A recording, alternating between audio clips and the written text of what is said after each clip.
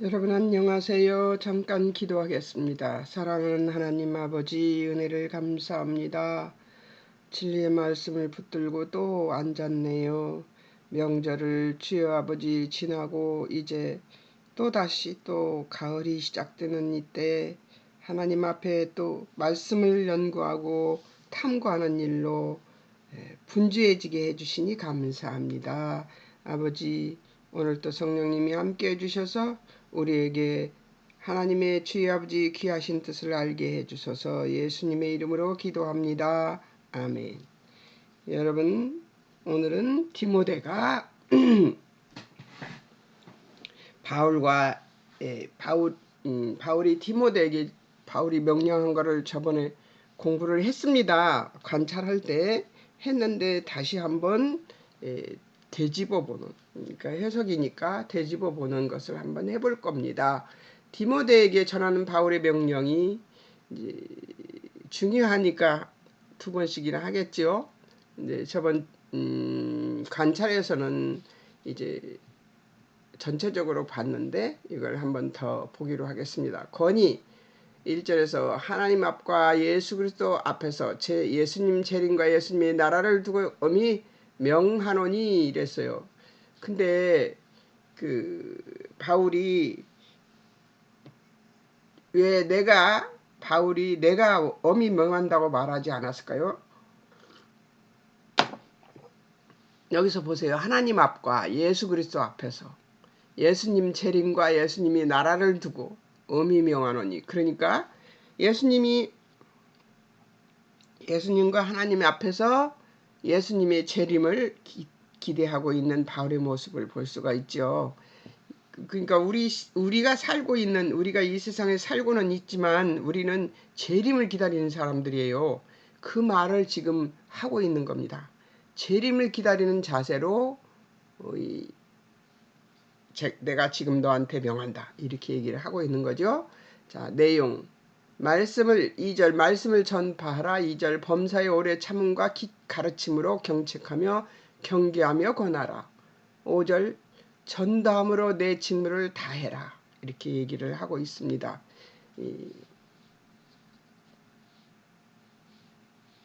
이건 저번 주 공부할 때도 했던 말이기 때문에 간단하게 지나갑니다. 시기 항상 때를 얻든지 못 얻든지 2절에 있지요. 자, 방법 어느 때 하느냐? 2절 힘쓰며 범사에, 그러니까 항상, 범사라는 말이 항상 하라는 얘기죠. 오래 참음과 가르침으로. 사실 전도하는 거 쉽지가 않거든요. 네, 해보니까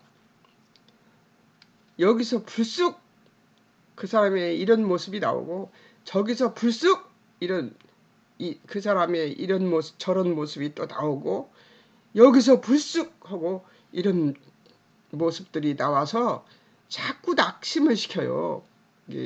사람을 전도하려고 그러면 자꾸 낙심을 시키더라고요. 근데 낙심할 필요 없습니다. 우리가 하는 게 아니니까 성령님이 하시는 거잖아요. 그러니까 그 사람의 그 진면목을 보여주는 이유는 기도하라는 거죠. 그 사람의 모습이 이렇다 하고 보여주시는 것은 그 사람을 향해서 그 사람을 책론하고, 그 사람이 이런 사람이다 우리가 판단하라고 하나님께서 주신 모습이 아니고, 하나님께서 그런 모습이어도 내가 사랑하는 존재다, 그러니 전도하는 것을 멈추지 말아라, 이렇게 하시는 우리한테 주시는 그런 메시지거든요. 근데 사람들은 전도하다가 그런 모습이 나오면 그 사람이 이러고 저러고 한다고 그렇게 얘기를 해요. 저도 그렇습니다. 근데 그렇다래도 그것은 거기서 끝내고 어떻게 해야 되냐? 저 모습이 이전에 내 모습이라고 생각을 해야 되는 것이죠. 우리 이전에 그 모습이 있었어요.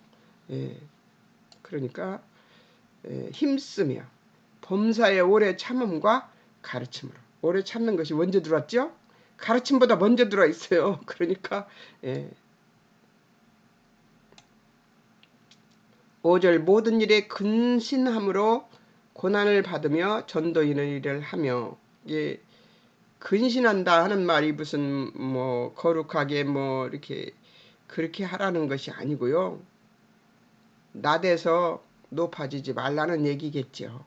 하나님 자리에 앉아서 그 사람을 판단하고 정죄하는 것으로 이 전도하는 길을 막아버리지 말고 하나님 앞에서 근신해서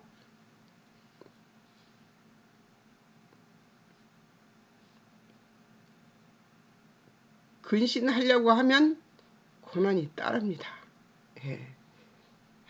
그 참는 게 굉장히 쉽지 않습니다. 고난을 받으며 전도인의 일을 하며. 그러니까 다른 어떤 그 의도를 가지고 행하지 말라는 거예요. 그 사람을 고쳐보겠다고 생각하시지 말라는 거죠. 왜냐하면 사람은 고쳐져서 쓰이는 것이 아니라 그 사람이 자기 자신의 진면목을 보게 하는 것이 중요한 것이지, 전도는 자기 자신의 진면목을 보게 하는 것이 중요한 것이지 그 사람을 정죄하고 판단해서 뭐 하게요. 그리고 그 자리 그런 자리는 그 사람을 판단하는 자리는 하나님 자리입니다. 우리 자리가 아니에요. 하나님도 그들을 판단하시지 않습니다. 그리고 그들에게 너는 이런 사람이야. 그러니까 나를 믿지 않으면 너는 엉망이 될 거야. 이걸 얘기하시는 거잖아요. 그러니까 하나님을 믿는 것이 중요한 것이지 그 사람의 진면목이 어떤 것이 무슨 관계가 있어요. 전도하는데. 그러니까 그렇게 생각해야 된다고 생각이 듭니다. 예전에 내 모습이 없는 자가 없어요. 보면은 그렇게 다양하게 제가 많은 사람들의 잘못된 부분이 있잖아요. 하나님 앞에 잘못된 부분, 그런 것을 가지고 있는 자더라고요. 전도를 해보면. 1절 그리스도께서 다시 나타나실 것이므로, 1절 심판의 때가 있을 것이므로, 3절 때가 이르면 사람이 바른 교훈을 받지 않을 것이기 때문에, 3절 귀가 가리워져서 자기 사욕 쫓을 스승을 많이 두게 될 것이므로, 4절 귀를 진리에서 돌이켜 허탄한 이야기를 쫓을 것이기 때문에 였습니다. 예수님이 다시 나타날 것은 재림을 얘기하시는 것이고요. 심판의 때가 있을 것이므로 그것도 예수님이 재림할 때를 얘기하는 것이죠. 3절 때가 이르면 사람이 바른 교훈을 받지 않을 것이기 때문입니다. 때가 이른다는 것은 어떤 것입니까? 말세가 오면은 사람들은 지금 그렇잖아요. 사람들이 예수 믿는 사람들의 삶을 보고도 예수 믿는 것을 꺼리고 예수 믿지 않으려고 합니다. 그런 때가 오면은 더 힘들 것이기 때문이라고 그러는데요. 우리 바울 사도가 있었던 때에도 사람들은 강팍했던 것 같아요. 그래서 이런 이야기들이 주어지고 있습니다. 귀가 가려워져 자기 사욕 쫓을 스승을 많이 두게 될 것입니다. 이게 뭐냐면요. 여기저기 쫓아다니면서 자기 귀에 좋은 소리만 들으려고 귀를 열고 쫓아 돌아다니죠. 근데 하나님의 뜻은 어디에 있어요? 성경에 있습니다. 성경 안에 있으니 내 귀에 좋은 소리 들으려고 하지 말고 성경을 읽을 때도요. 내 귀에 들은 좋은 소리보다 하나님의 뜻이 어떤 것인가를 보는 것을 초점으로 해야 합니다. 4절 귀를 진리에서 돌이켜 허탄한 이야기를 쫓을 것이기 때문에. 이게 다 뭐 우리한테는 없는 거야 이러실 테지만 우리한테도 있습니다. 귀에 솔깃한 얘기하면 듣기 좋잖아요. 칭찬해주면 좋고요.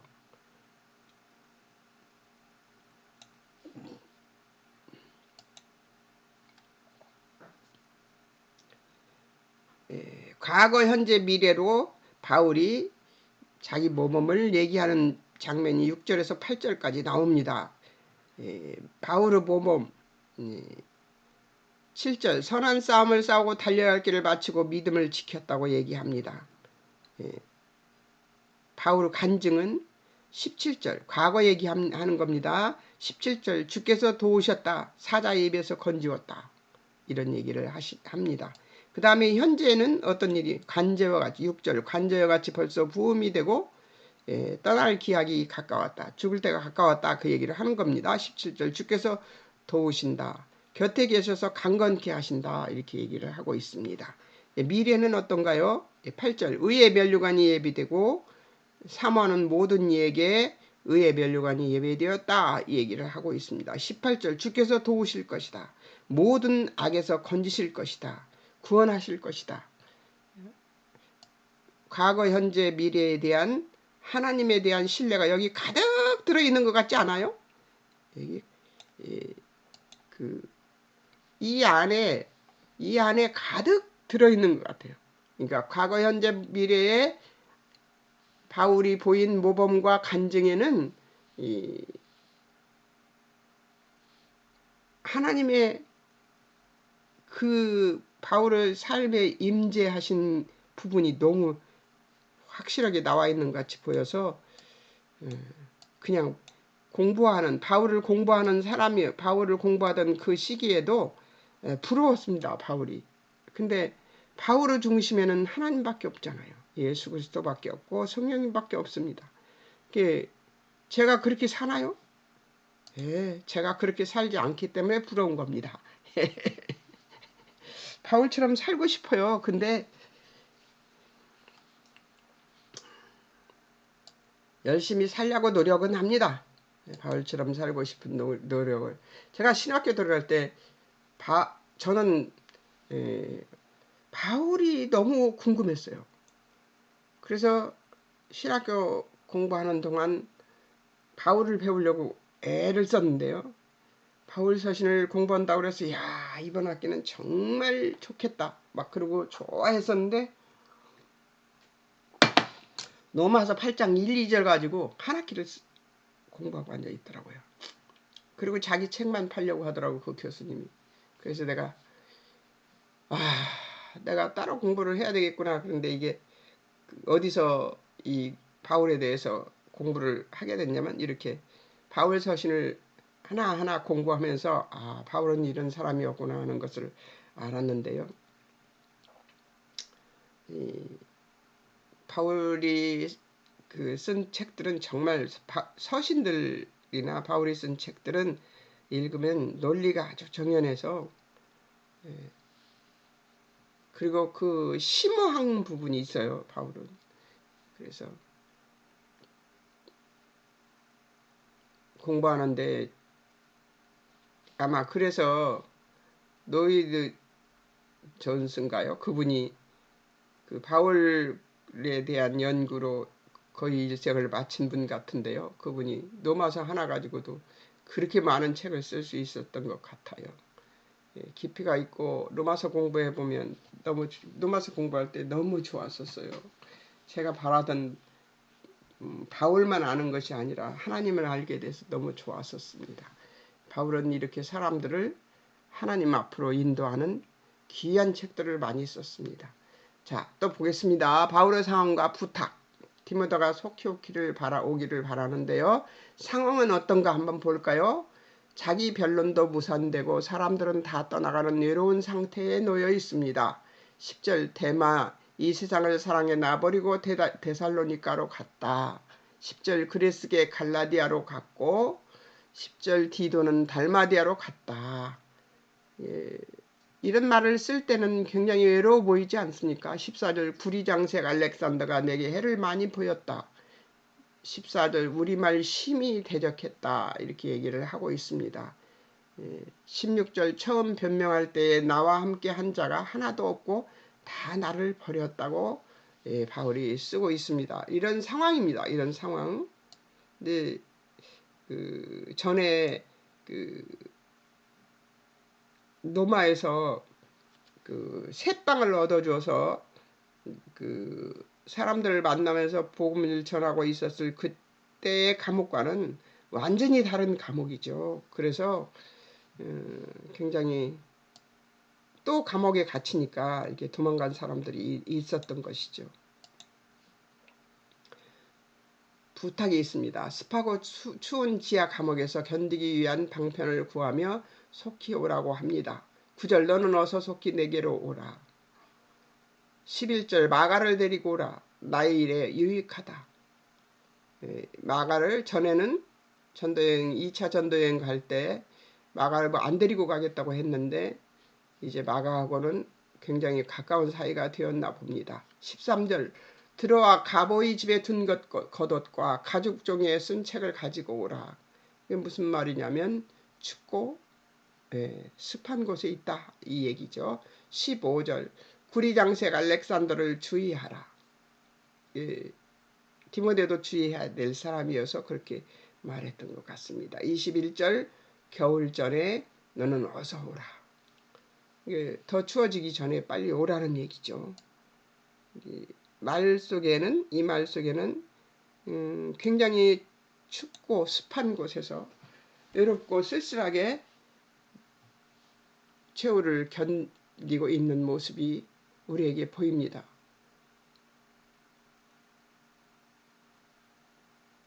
겨울 전에라는 말이 뭐 안 해도 되는 단어 연구였습니다만 한번 해봤습니다.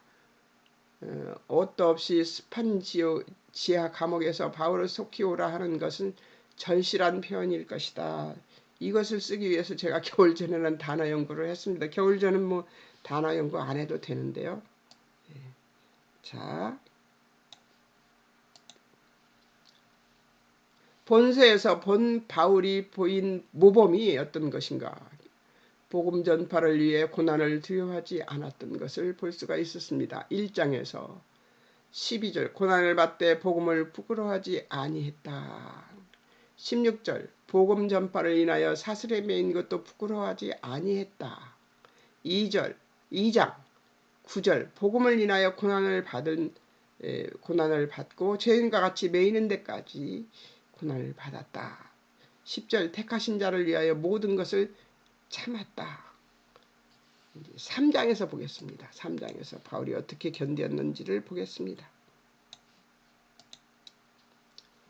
11절 복음을 위해서 복음 전파 중 핍박과 고난을 당하고 안디옥이고 이고니온 루스드라 이런 곳에서 핍박을 당했다는 얘기를 하고 있습니다. 4장 6절 관제와 같이 부음이 되어 떠날 기약이 가까웠다. 이제 죽을 때가 가까웠다는 거예요. 이제 7절 선한 싸움을 싸우고 달려갈 길을 마치고 믿음을 지켰다고 얘기를 하고 있습니다.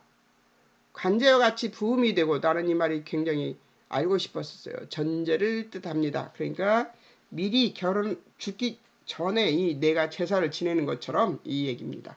이 관제는 피의 희생이나 대속제물 같은 것이 아니라 하나님에 대한 헌신의 표현입니다. 그러니까 내가 죽을 자처럼 되었는데 이 얘기를 하고 있는 것이죠. 관제와 같이 부음이 되고 내가 죽을 자처럼 되었는데 그 얘기를 하고 있는 것입니다. 자, 지켰으니 그리스도의 삶의 필수적인 기능이나 본질을 실제로 유지하는 것을 나타내는 말인데 보존하다, 지키다 이런 말인데 믿음을 지켰다는 얘기를 이렇게 하고 있는 것 같습니다. 떠날 기약, 시간, 시점, 순간, 신자의 생애에 있어서의 개별적인 시점들을 가리키기도 하는 그런 말인데요. 떠날 기약이라는 것은 죽을 기약이라는 얘기입니다. 가까웠다. 에피스테미, 에다, 무엇에다, 곁에 서다, 어떻게 곁에 서다, 가까이에 있다, 바로 임박하다. 이게 무슨 말이냐면 죽음이 가까웠다. 그런 얘기를 하고 있는 것 같습니다. 자, 이제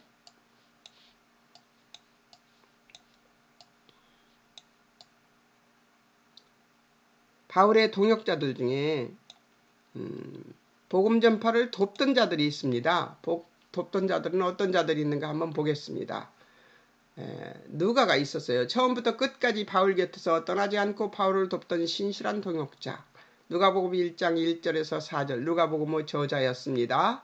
자, 사도행전 1장 1, 2절에 보면 사도행전의 저자로서 바울에게서 모든 하나님의 예수님의 일이라든가 이런 것들을 다 들어서 알고 있었던 사람입니다. 그래서 누가는 직접 예수님을 보고 누가복음을 쓴 게 아니라 바울에게서 전해받아서 쓴 누가복음을 쓰고 사도행전을 쓴 것입니다. 자, 사도행전 16장 10절에서 13절 바울의 2차 전도 여행에도 함께한 자가 바로 누가입니다. 사도행전 20장 5절에서 6절에 바울의 3차 전도 여행에도 함께한 누가입니다. 그러니까 바울의 일생을 따라다니면서 바울에게 들었던 예수님에 대한 이야기, 그리고 바울이 전해 들은 얘기들, 또 바울이 실제로 어떻게 하고 있었는지를 너무 잘 알고 있기 때문에 사도행전을 쓸 수 있었던 거죠. 자, 20장 사도행전 20장 21장 1절에서 18절 예루살렘에도 바울과 동행한 누가입니다. 예루살렘에서 잡혀서 죽을 뻔했죠. 근데 누가도 거기 같이 있었습니다.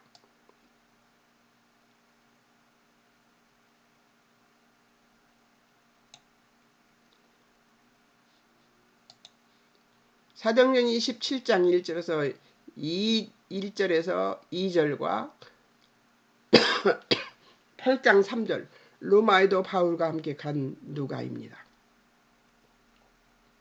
골로새 4장 14절 바울의 첫 투옥 당시와 마찬가지로 현재도 바울과 함께 있는 것이죠. 그러니까 로마에서 자유스럽게 새방에서 복음을 전할 때나 전하는 그런 감옥에 있을 때에도 누가도 같이 그 감옥에 있었고요. 그리고 지금 이제 마지막 지하 감옥, 춥고 습한 곳, 그런 곳에 갇혀 있을 때도 누가는 함께 하고 있었습니다. 누가의 일생을 함께 한 사람인 것 같습니다. 디모데후서 4장 11절 투옥된 노종 바울 곁에 홀로 남아있는 누가, 혼자만 남아있는 것이죠. 자,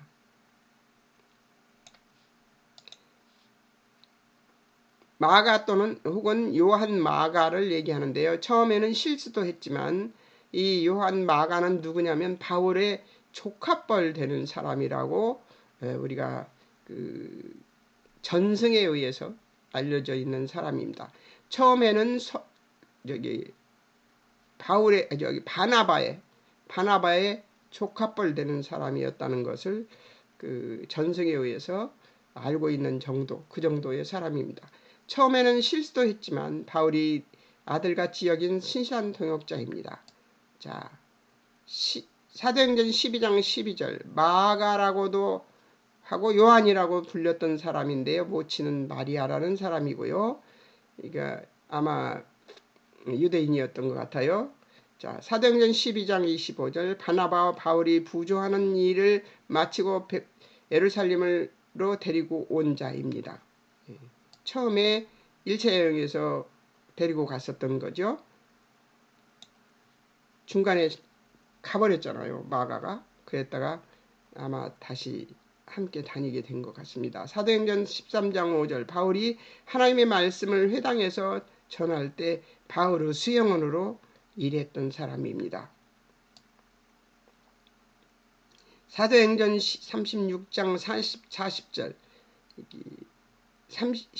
사도행전 15장 36절에서 40절 38절 밤빌리아 전도여행 중에 포기하고 떠났던 적이 있는 자 38절 바울이 동행을 거부한 일로 바나바와 갈라서게 된 원인이 된 자 39절 바나바와 구브로로 갔던 사람입니다. 골로새서 4장 10절에서 11절 바나바의 생질입니다. 할례파지만 하나님 나라를 위하여 함께 역사하는 자들이죠. 할례파라고 또 있었습니다. 바울의 위로가 되는 자들. 그러니까 정말 파들이 우리나라에도 말하자면 한 가지만 말한다면 감리금 장로교면 장로교인데 그냥 장로교가 아니고 남장로교 그냥 제가 실제를 얘기하지 않고 가설을 얘기합니다. 남장로교, 북장로교고 동장로교, 서장로교 막 이렇게 이름을 막 붙여가지고 뜻이 조금만 안 맞으면 나눠버리는 그런 일들을 많이 하고 있죠. 하나로 통합되었으면 좋겠습니다. 디모데후서 4장 11절 디모데가 올 때 마가를 데려오라고 합니다. 그가 바울에게 유익이 되므로 이제 이미 바울에게 유익이 되는 사람이 되어 있습니다. 빌레몬서 1장 24절 바울의 동역자, 베드로전서 5장 13절 바울의 영적인 아들이라고까지 합니다.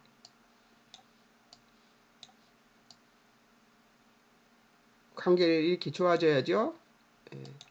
계속 이렇게 좋아져야 됩니다. 관계는. 바울의 복음 전파를 돕던 사람들 중에 이제 또 두기고가 있습니다. 두기고는 어떤 사람인가? 서신과 현지 사역자들과 성도들의 상황의 전달과 실지 사역도 가능한 능력 있는 동역자였습니다.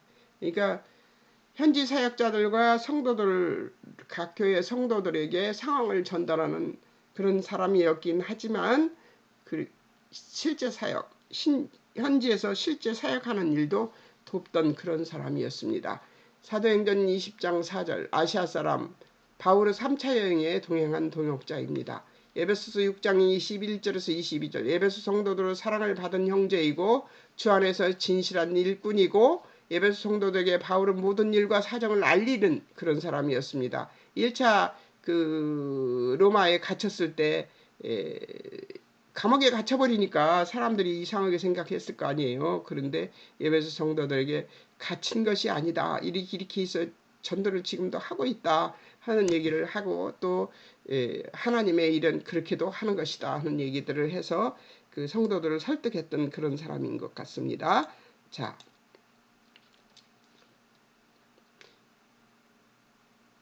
에베소 성도들을 위로하기 위하여 특별히 파견된 자라고 나와 있습니다.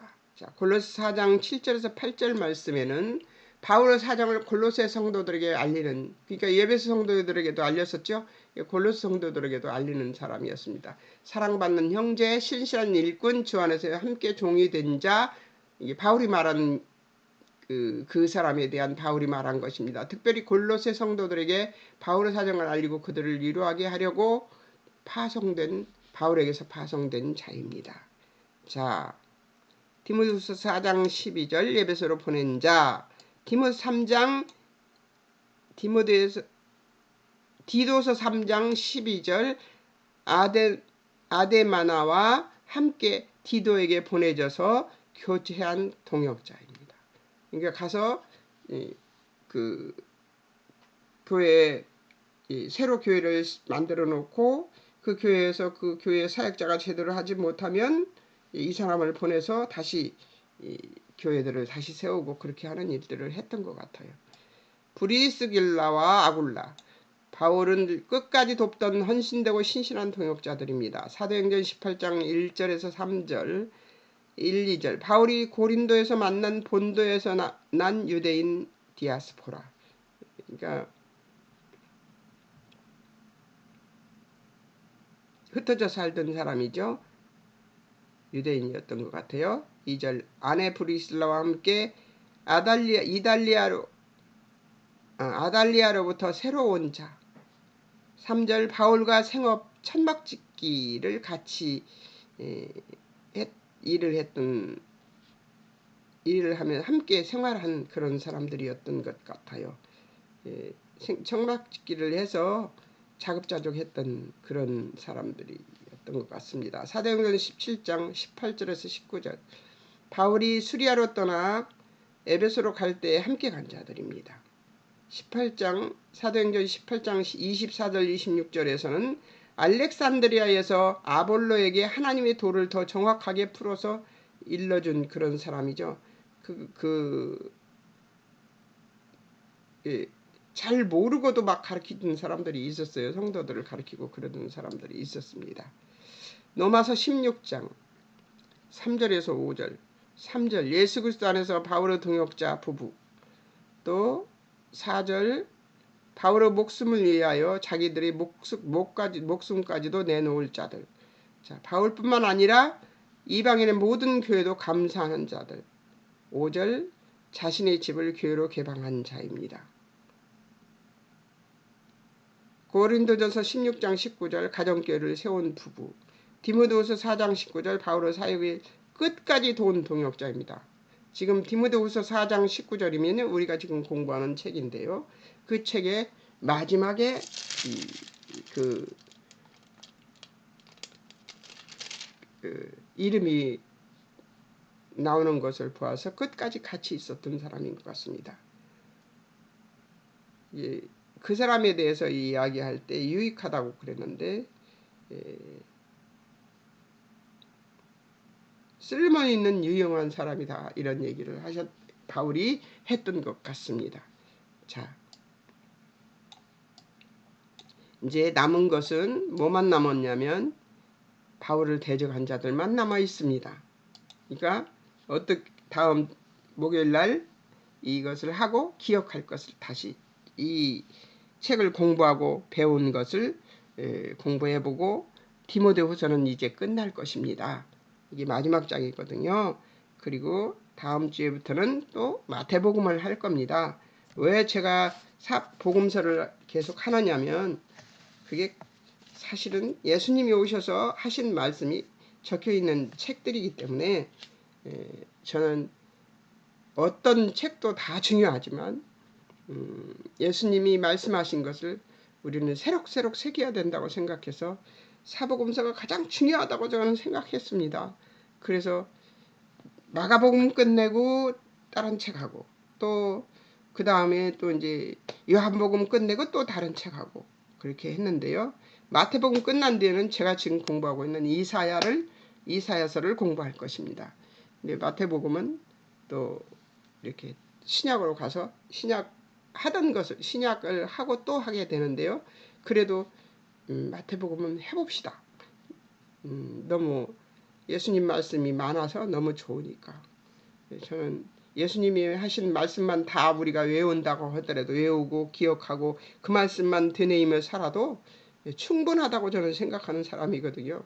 그래서 제가 마태복음을 또 하기로 했습니다. 그러니까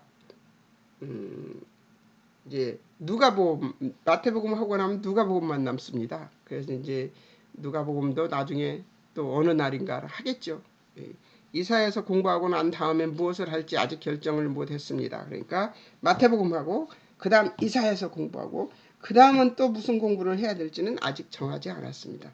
전에 같으면 이미 정해졌겠죠. 근데 제가 조금 교회 일로 바빠서 못 정했습니다. 지금 이사야서 공부하느라고 낑낑매고 있습니다. 여러분 목요일 날 또 뵙겠습니다. 잠깐 기도하겠습니다. 사랑하는 하나님 아버지, 바울이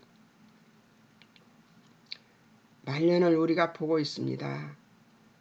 우리들의 말년도 바울처럼 하나님의 일을 하다가 아버지 앞에 가는 사람들이 될 수 있도록 우리를 도우시고 인도해 주옵소서. 우리는 진창 감옥이나 그 추운 곳에서 벌벌 떠는 일을 하지는 않습니다. 그리고 가족옷이 필요하고 가족으로 쌓인 성경이 필요한 존재도 아닙니다. 얼마나 자유스럽고 얼마나 주여 아버지 하나님 사역하기 좋은 곳에서 이 세상을 살아가고 있는지 알 수가 없습니다. 하나님, 그럼에도 우리가 게으름을 피우고 있다면 하나님 용서하여 주시옵소서. 우리로 주여 아버지 하나님 더 열심을 내서 아버지 일에 정진하는 사람들이 될 수 있도록 도우시고 인도하여 주시옵고, 주님의 말씀의 뜻을 알고 사람들에게 주님의 뜻을 전하는 믿음의 사람들이 될 수 있도록 우리를 도우시고 인도해 주옵소서. 우리의 성정이 어떠하든 하나님, 우리의 성정을 사용하시는 하나님, 우리의 주여 아버지 성정을 상관치 않는 아버지 하나님의 그 크신 사랑, 그것을 기억하고 핑계대지 말고 열심히 하나님의 일을 할 수 있는 자들 될 수 있도록 주님 축복하여 주옵소서. 하나님의 일은 말씀을 연구하는 것도 하나님의 일이며 전도하는 것도 하나님의 일입니다. 아버지, 우리들이 일들을 열심히 할 수 있도록 우리들에게 주여 은혜 내려 주시옵소서. 성령의 충만함을 허락하여 주실 아버지를 찬송하며 예수님의 이름으로 기도합니다. 아멘. 여러분 안녕히 계세요.